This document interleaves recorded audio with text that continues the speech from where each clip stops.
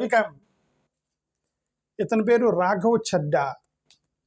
ఇతను ఆమ్ ఆద్మీ పార్టీకి సంబంధించిన ఎంపీ. రాజ్యసభలో చాలా ప్రశ్నలు లేవనెత్తు కామన్ మ్యాన్కి సంబంధించిన ప్రశ్నలు లేవనెత్తుతూ వచ్చాడు. ఇతను ఇంకొక బుల్లెట్ దించాడు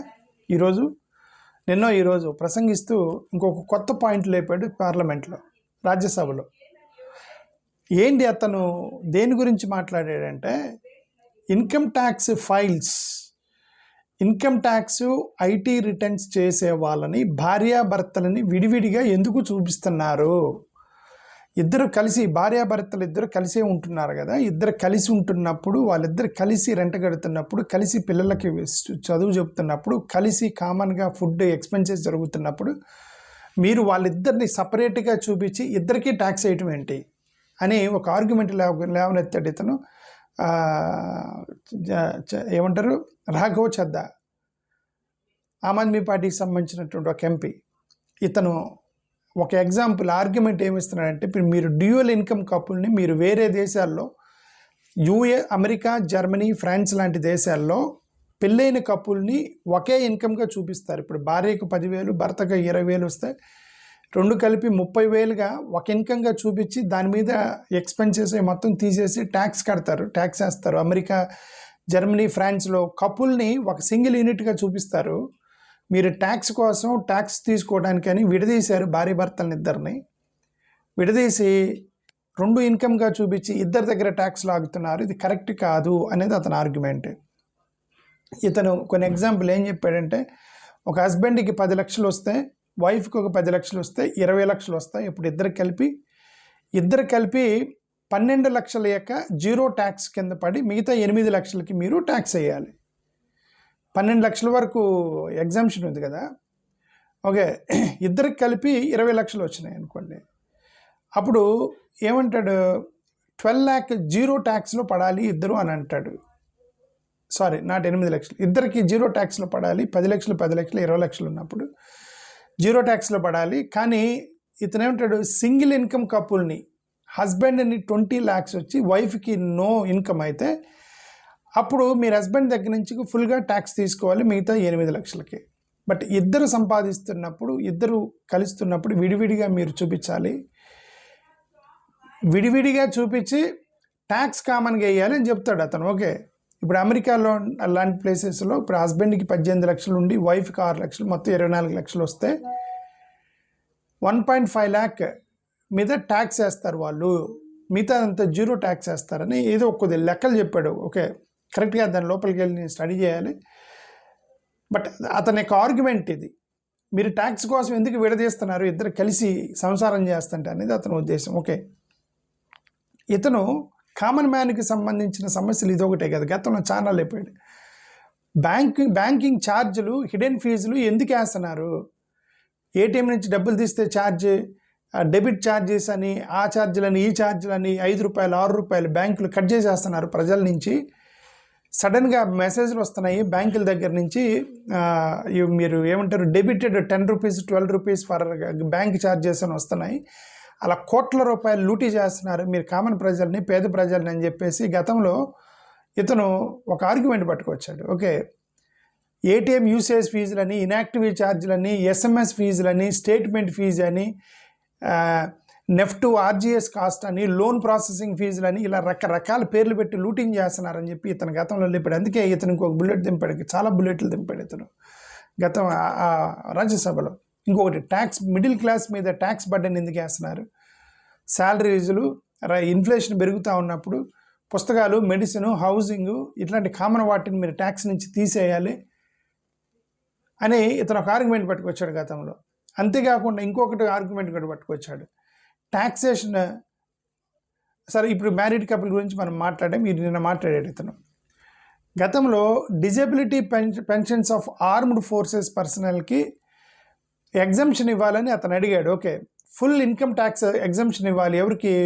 కుంటోళ్ళకి, గుడ్డోళ్ళకి, ప్లస్ సోల్జర్స్కి, యుద్ధంలో గాయపడ్డ వాళ్ళకి, మీరందరికీ ఫుల్గా ఎగ్జంప్షన్ ఇవ్వాలి కదా. ఆర్మీ ప్రజలకు ఇచ్చే ట్యాక్స్ దగ్గర నుంచి, అంటే ఆర్మీ ఆఫీసర్లకు ఇచ్చే ట్యాక్స్లో నుంచి, పెన్షన్ నుంచి ట్యాక్స్ తీసుకోవటం ఏంటని అతను ఆర్గ్యుమెంట్ చేశాడు అతను. ఓకే, వాళ్ళు కాళ్ళు పోగొట్టుకుంది మన దేశం కోసం. ఒక ఆర్మీ జవాన్ యుద్ధంలో కాలు పోగొట్టుకుంటాడు, ఫిజికలీ హ్యాండిక్యాప్ అవుతాడు అతను. దేశం కోసం కాలు పోగొట్టుకున్న వ్యక్తికి నువ్వు ట్యాక్స్ ఎగ్జంప్షన్ ఇవ్వలేవా అని చెప్పేసి అతను గతంలో ప్రశ్నించినటువంటి ఒక ఇది. గిగ్ వర్కర్స్ ఎక్స్‌ప్లాయిటేషన్ డిగ్నిటీ గురించి రాజ్యసభలో లేపింది ఇతనే. ఈ గిగ్ వర్కర్స్ వీళ్ళందరూ కూడా ఈ జొమాటో వీళ్ళందరూ కూడా పాపం డెలివరీ బాయ్స్ ఉంటారు కదా, జొమాటో వాళ్ళు, అమెజాన్ వాళ్ళు, వీళ్ళందరూ కూడా డెలివరీ బాయ్స్ ఉంటారు ఆన్లైన్ పోర్టల్లో. వాళ్ళందరూ డెలివరీ చేస్తే ఒక్కొక్క దానికి ₹10, ₹20 కమిషన్ ఇస్తున్నారు వాళ్ళకి. కొన్నిటికి ₹5, కొన్నిటికి ₹6 అట్లా కమిషన్లు ఇస్తున్నారు వాళ్ళు. ఆ కమిషన్ వాళ్ళకి సరిపోవట్లేదు, వాళ్ళకి పెట్రోల్కి సరిపోవట్లేదు, మీరు గిగ్ వర్కర్స్కి అన్యాయం చేస్తున్నారని అదొకటి లేపాడు గతంలో. జొమాటో, ఊబర్, ఓలా, స్విగ్గీ వీటన్నిటి గురించి మాట్లాడాడు. Working conditions, very poor working conditions, social security ఉండదు, పిఎఫ్లు ఏముండవు, జస్ట్ ఏదో 10 మినిట్ డెలివరీ ప్రెజర్ పెడతారట. 10 నిమిషాలు నువ్వు డెలివరీ చేయాలని డెలివరీ ప్రెజర్ ఉంటుంది, టార్గెట్లు ఇస్తారు కానీ పెట్రోల్ డబ్బులు ఇవ్వరు. ఇవన్నీ లేవనెత్తాడు గతంలో ఇతను రాజ్యసభలో. Okay, food adulteration and public health గురించి కూడా మాట్లాడాడు గతంలో రాజ్యసభలో. అంటే ఒక కామన్ మ్యాన్కున్న సమస్యల మొత్తాన్ని పార్లమెంట్లో లేవనెత్తి దుమ్ము దులుపుతున్న వ్యక్తి ఇతనే. ఆమ్ ఆద్మీ పార్టీకి సంబంధించి చేద్దాం. ఇతనే గతంలో ఫుడ్ క్రైసిస్ గురించి మాట్లాడే, అడల్టరేషన్, ఫుడ్లో కల్తీ జరుగుతుంది. ఏ హోటల్కి వెళ్ళినా సరే మీరు అక్కడ కల్తీ ఫుడ్ పెడుతున్నారు, చికెన్ షాపులు, రెస్టారెంట్లో కల్తీ ఫుడ్, ఈవెన్ ఎయిర్పోర్ట్లో కూడా ఎక్స్‌ప్లాయిటేషన్ జరుగుతుంది, ఫుడ్ కల్తీ జరుగుతుంది. చికెన్ బిర్యానీలు ఏ పీసులు వచ్చేతనే అని చెప్పి అది లేవనెత్తాడు గతంలో ఇతను. ఇంకొకటి టోల్ ట్యాక్సుల గురించి మాట్లాడాడు గతంలో. ఈ టోల్ ట్యాక్సులు, ఈ గవర్నమెంట్ ఇప్పుడు టోల్ ట్యాక్స్ వేస్తున్నారు కదా హైవేల మీద. ఆ హైవేల మీద టోల్ ట్యాక్స్ ఎందుకు వేస్తున్నారు? రీఛార్జ్ ఈవెన్ ఏమంటారు అలాగే అది రీఛార్జ్ హైవేస్ మీద డైలీ కాస్ట్ ఆర్డినరీ పీపుల్ కూడా మీరు ఛార్జ్ చేస్తున్నారు. చిన్న చిన్న కార్లు వదిలేయాలి కదా, ఏదో చిన్న ఒక ఇప్పుడు బెంజ్ కార్ లాంటి వాటి మీద నువ్వు ట్యాక్స్ వేస్తే పర్లేదు. ఈ రీసెంట్గా వచ్చినటువంటి ఒక ₹1,00,000, ₹2,00,000 కార్లు ఉంటాయి, చాలా పేద కార్లు ఉన్నాయి. ఆ మారుతి కార్లను మీరు వదిలేయాలి, మీరు ఎగ్జామ్ చేయాలి, ఎందుకంటే వాళ్ళు కష్టపడి ఏదో కారు కొనుక్కుంటారు, వాళ్ళని మధ్యలో నువ్వు లూటీ చేస్తున్నావు హైవేల కింద అని చెప్పి అది లేపాడు గతంలో. మన రీసెంట్గా నేను ఇంకొక వీడియో పెట్టే ఇతని మీద, ఏమి నీ మొబైల్ రీఛార్జ్ ప్లాన్, మొబైల్ రీఛార్జ్ని ఎలాగా లూటింగ్ చేస్తున్నారు. 31 రోజు అంటే నెలకు ఒకసారి అది రీఛార్జ్ చేయాలి, 28 డేస్ వ్యాలిడిటీ పెట్టి సంవత్సరం అయ్యేసరికి 13 రీఛార్జీలు చేపిస్తున్నారు మన చేత. 28 డేస్ పేరు మీద 13 రీఛార్జీలు చేపిస్తున్నారు, అంటే ఒక 1 మంత్ ఎక్స్ట్రా రీఛార్జ్ చేపిస్తున్నారు.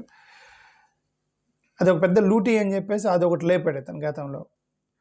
ఇన్ఫ్లేషన్, జిఎస్టీ ఇంపాక్ట్ గురించి లేవనెత్తింది ఇతనే గతంలో. కామన్ మ్యాన్ మీద ఎలాగ ఇన్ఫ్లేషన్, ఈ జిఎస్టీ బర్డెన్ ఎలా పెట్టారు అని చెప్పేసి కామన్ మ్యాన్కి లేపారు. ఓకే, ఇతను ఇంకొకటి కూడా మాట్లాడాడు, ఏమంటే right to recall for elected representatives గురించి మాట్లాడింది ఇతనే. ఒక ఎమ్మెల్యేని మీరు ఎన్నుకున్న తర్వాత మీరు ఎందుకు అతన్ని రీకాల్ చేసే పద్ధతి లేదు. మీరు ఒక ఓటేసిన తర్వాత అతను సరిగా, మీరు ఒక గవర్నమెంట్ ఎంప్లాయీ సరిగా పనిచేయకపోతే మీరు తీసేస్తున్నారు కదా, ప్రైవేట్ ఎంప్లాయీ సరిగా పనిచేయకపోతే షోకాజ్ నోటీసులు ఇచ్చి తీసేస్తున్నారు కదా. మరి ఎమ్మెల్యేలు, ఎంపీలు ఒకసారి ఎన్నుకున్న తర్వాత మళ్ళీ 5 సంవత్సరాల వరకు పట్టించుకున్న ప్రజల్ని ఇంటికి రానిచ్చినా, వాళ్ళు ఎంత దుర్మార్గం చేసినా సరే అతనికి మీరు తీసేయట్లేదు, రీకాల్ చేసేటువంటి సిస్టమ్ ఉండాలని చెప్పి లేవనెత్తింది కూడా ఇతనే. ఇతను ఒక నార్మల్ ప్రశ్న, చాలా ఎక్స్ట్రాడినరీ ప్రశ్నలన్నీ కూడా లేవనెత్తాడు రాజ్యసభలో ఇతను, కామన్ మ్యాన్కి సంబంధించి. ఇంకా చాలా ఇష్యూస్ లేపాడు, లైక్ కాపీరైట్, జన్జట్కి సంబంధించిన డిజిటల్ క్రియేటర్స్ గురించి, కాపీరైట్ ప్రొడక్షన్ గురించి, మెన్స్ట్రువల్ హైజీన్ గురించి మాట్లాడాడు, డిగ్నిటీ గురించి, పూర్ గవర్నమెంట్ హాస్పిటల్ కండిషన్స్ గురించి, డేటా లీక్స్, ప్రైవసీ, ఫార్మర్కి సంబంధించిన లోన్ నోటీసులు, ఎన్ని లోన్లు తీసుకునే వాళ్ళు వెంటబడి హెరాస్ చేస్తున్నారు, ఎన్ని ఒక సాధారణ కామన్ ప్రజలకి ఏ అయితే ఇబ్బందులు ఉంటాయి అవన్నీ రాజ్యసభలో లేపినటువంటి ఒక educated MP Raghav Chadha from Aam Aadmi Party. Really this guy is wonderful guy. That's what I understand. Thank you. Namaskaram.